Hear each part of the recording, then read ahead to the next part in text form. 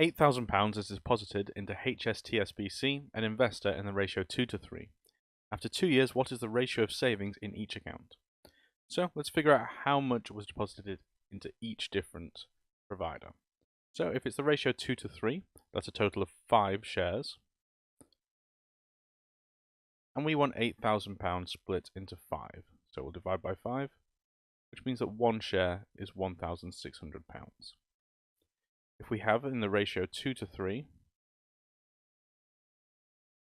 then to find out the actual value of money, we'll multiply both sides by 1,600. So 2 times 1,600 is 3,200 deposited into HSTSBC, and in the other side is 4,800 into investor. And we can check that both of these still add up to £8,000. So we know that the full amount is being deposited. Next thing we have to do, let's have a look at HSTSBC. And we see there's an initial account fee, so we're going to have to reduce this by 120. And for investor, there is no initial account fee, so we don't have to reduce that.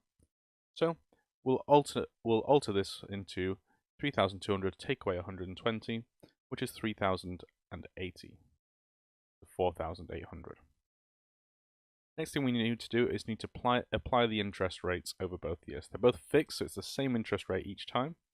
So over 2 years, we're going to have 3,080 as our initial deposit, and multiplied by this as a decimal. So this increase of 3.5% would be 100 plus 3.5, which is 103.5%. And then we need to write that as a decimal, which is 1.035.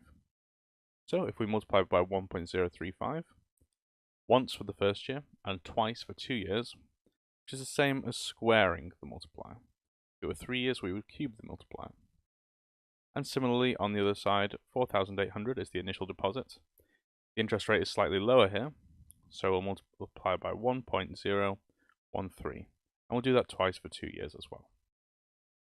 We calculate both these sides, we are left with £3,299.37 and £4,925.61. The final thing we need to do is to simplify this ratio. We'll divide both sides by the smaller number, which is this one. So this divided by itself is obviously 1, and this number divided by the smaller number leaves us with 1.49, which is the first answer here.